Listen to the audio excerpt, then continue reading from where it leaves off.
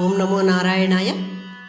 భరతమాత సత్యచరిత భరతభూమి కల్పవల్లి అను శీర్షికయందు ఈరోజు 3వ ద్వాదశ జ్యోతిర్లింగ క్షేత్రమైనటువంటి ఉజ్జయిని మహాకాళేశ్వరుని యొక్క విశిష్టతను చెప్పుచున్నాను.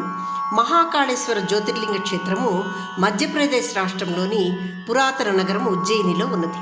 దీనినే పూర్వము అవంతికాపురము అని కూడా పిలిచేవారు. ఇక్కడ శివుని లింగము స్వయంభూగా చెప్పబడింది. ఇది పవిత్ర క్షిప్రా నది ఒడ్డున రుద్రసాగరం సరస్సు అని కూడా ఒకవైపు దీని సమీపాన ఉన్నది అని చెప్పారు. అన్ని శివలింగాలు మంత్రశక్తితో ఏర్పడినవి. అటువంటి ఇతర శివలింగాల వలె కాక ఇచ్చట శివలింగమునందు శక్తి ప్రవాహాలు తమంతట తామే లింగమునందే స్వయంభూయై ప్రసరిస్తూ ఉంటాయి. అందువల్ల ఇది స్వయంభూ లింగము అని చెప్పబడింది. ఇక్కడి స్థల పురాణము శివపురాణం ప్రకారము పూర్వం బ్రహ్మ విష్ణువులు తమలో తాము నేను గొప్ప అంటే నేను గొప్ప అని వాదించుకున్నారు. ఈ వాదులాట కాస్త వివాదంగా మారిందట. దాంతో పరమేశ్వరుడు తాను ఒక పెద్ద జ్యోతిర్లింగంగా మారి వారిరువురి మధ్య ప్రత్యక్షమై అంటే బ్రహ్మ విష్ణువుల మధ్య వెలసి తన లింగ స్వరూపము యొక్క మొదలు తుది కనుక్కోమని చెప్పాడట. బ్రహ్మ హంసరూపం ధరించి లింగ అగ్రభాగాన్ని చూడడానికి, విష్ణు వరాహ రూపంలో జ్యోతిర్లింగం యొక్క ఆదిని కనుక్కోవడానికి బయలుదేరారట. బ్రహ్మకు ఎంతకీ ఆ లింగము యొక్క అగ్రభాగం కానీ మొదలు కానీ కనిపించలేదు ఇరువురికి. ఆ లింగము యొక్క కాంతి యొక్క ముగింపు ఎక్కడా కానరాలేదు. కానీ బ్రహ్మ తాను ఆ లింగము యొక్క ముగింపును కనుగొన్నాన్ని అబద్ధము చెప్పగా విష్ణువు తన ఓటమిని అంగీకరించాడు. శివుడు ఇక్కడ జ్యోతిర్లింగంగా అలాగే ఉండిపోయాడు. అక్కడ జ్యోతిర్లింగంగా ఆయన వచ్చాడు, వారిద్దరి మధ్య అలాగే ఉండిపోయాడట.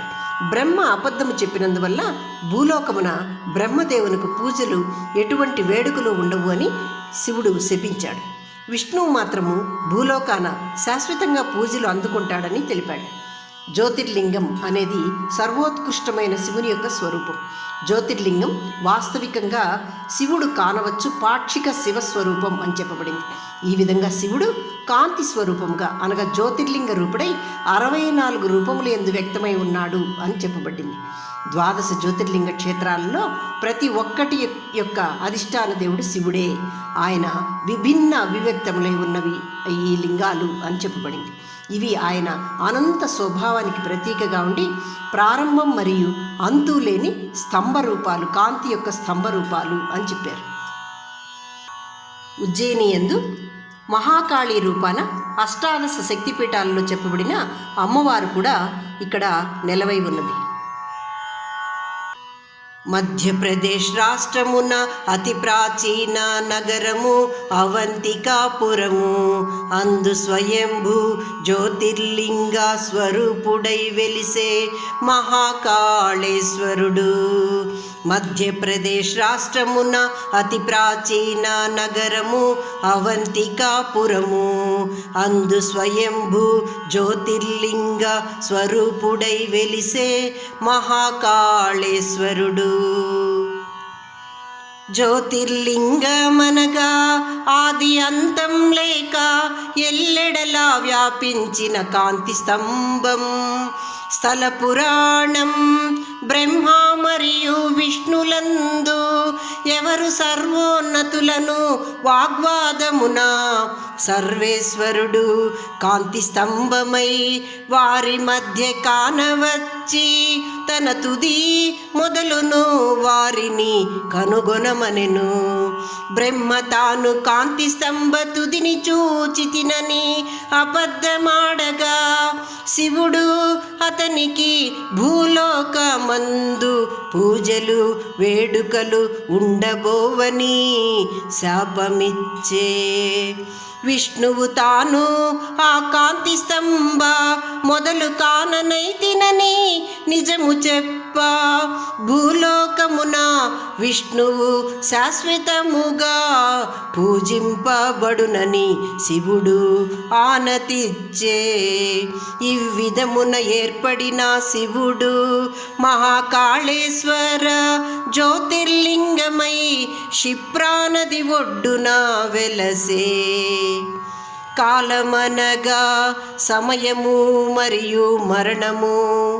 మహాకాళేశ్వరుని కాలానికి మరణానికి అధిపతి అనిరి. మహాకాళేశ్వరాలయం మరాఠా, భూమిజ మరియు చాళుక్య శైలితో కూడిన అందమైన నిర్మాణం. 5 స్థాయిలను కలిగిన ఆలయం. అందు భూగర్భములో ఉత్తరానికి పార్వతీదేవి, గణపతి పశ్చిమానికి మరియు కార్తికేయుడు తూర్పున, నంది చిత్రం దక్షిణాన ఉన్నవి. మహాకాళేశ్వరుని లింగముపై 2వ అంతస్తున ఓంకారేశ్వర లింగము ఉన్నది. 3వ అంతస్తున నాగపంచమి రోజు మాత్రమే తెరవబడు నాగచంద్రేశ్వరుని ప్రతిమ ఉన్నది. ప్రజాపిత బ్రహ్మ దీనిని నిర్మించేనని పురాణములందు పేర్కొనిరి. 6వ శతాబ్దమున చంద్రప్రద్యోత్రాజు కుమారుడు కుమారసేనుడు దీనిని నిర్మించేనని, 12వ శతాబ్దమున ఉదమాదిత్య మరియు నరవర్మన్ రాజులు దీనిని పునరుద్ధరించిరనిరి. మహాకాళేశ్వరుని లింగం తనంతట తానుగా శక్తిని పొందు స్వయం ప్రతిపత్తి లింగమని, ఇది దక్షిణాభిముఖముగా ఉన్న ఏకైక జ్యోతిర్లింగమని తెలిపిరి. దక్షిణం యమస్థానమగుటచే అకాల మరణ నివారణకు, దీర్ఘాయువుకు మహాకాళేశ్వరుని పూజింతురు. ఇచట శివుడు భస్మముచే పూజించబడుట ప్రసిద్ధ ఆచారం. ఇదియే భస్మహారతి. భస్మహారతి యందు పవిత్ర బూడిదతో లింగము కప్పబడి అలంకరించబడును. వేదశాస్త్ర మంత్రోచ్చారణచే వివిధ లయబద్ధ వాయిద్యములచే కడు రమణీయ కమనీయముగా సాగునది భస్మహారతి. ఇది భక్తులను మంత్రముగ్ధులను చేసి పెక్కు ఆధ్యాత్మిక అనుభూతితో నింపు వేడుక ఇది. అనేక పురాణ కథలతో నిండి ఉన్నది ఉజ్జయిని మహాకాళేశ్వర గాథ. సహస్రాబ్దాలుగా భారతీయ సంస్కృతి మరియు ఆధ్యాత్మికతకు ఊయల ఉజ్జయిని నగరం.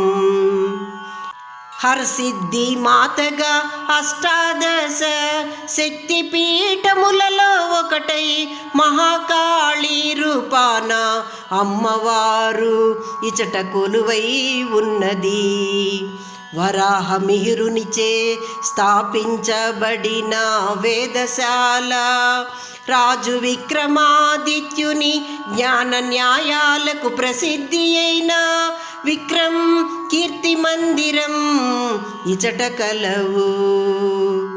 భర్తృహరి రాజు ప్రాపంచిక సుఖాలను త్యజించి సన్యాసి అయి తపస్సు చేసిన గుహలు భర్తృహరి గుహలు.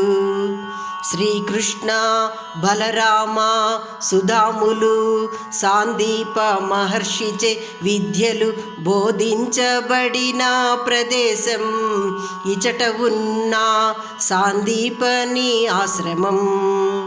వేదశాలగా ప్రసిద్ధి చెంది మహారాజా జయసింగుచే నిర్మించబడిన ఖగోళ వస్తువుల పరిశోధనకు సాయపడునది జంతర్ మంతర్.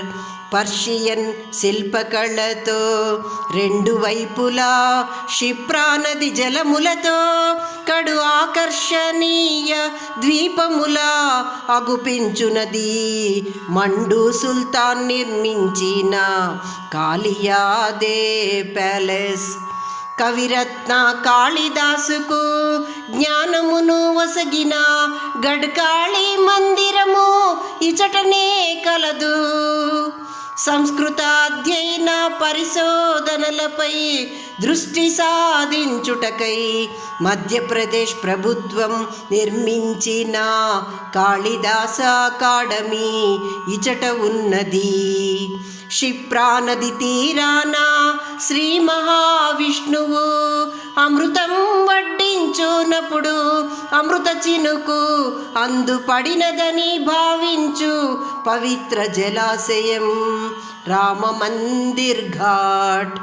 అద్భుతమైన వాస్తుశిల్పములతో పురాతన ఆలయమై అలరారుచున్నది చింతామన్ గణేష్ దేవాలయం. విష్ణువు అమృతం పంచునప్పుడు ఆ కుండ నుండి జార విడచిన అమృత బిందువులు పడిన 4 పవిత్ర స్థలములందు 12 సంవత్సరములకొకసారి కుంభమేళా జరుగును. అటువంటి పవిత్ర క్షేత్రము ఉజ్జయిని. ఇందు లక్షలాది మంది సందర్శకులతో కుంభమేళా జాతర అతి వైభవముగా నిర్వహించబడును. శివుని పరిచారకుడు నగర సంరక్షక దేవతయే ఇచట కొలువు తీరి భక్తులచే మద్యాన్ని నైవేద్యంగా స్వీకరించుచున్న కాలభైరవుని ఆలయం ప్రసిద్ధం. మంగళనాథాలయం, ఇస్కాన్ మందిరము, గోపాల్ మందిరములు చూడముచ్చటైనవి. సకల దేవతలకు అధిపతి, సన్మార్గులకు మోక్షగామి, అకాల మృత్యువును తొలగించువాడు అవంతి నగరమున అవతరించిన ఆ మహాకాలుడికి నేను నమస్కరిస్తున్నాను అని శంకరులు పాడిరి. మధ్యప్రదేశ్ రాష్ట్రమున అతి ప్రాచీన నగరము అవంతికాపురము. అందు స్వయంభూ జ్యోతిర్లింగ స్వరూపుడై వెలిసే మహాకాళేశ్వరుడు. మధ్యప్రదేశ్ రాష్ట్రమున అతి ప్రాచీన నగరము అవంతికాపురము. అందు స్వయంభూ జ్యోతిర్లింగ స్వరూపుడై వెలిసే మహాకాళేశ్వరుడు. ఓం నమో నారాయణాయ.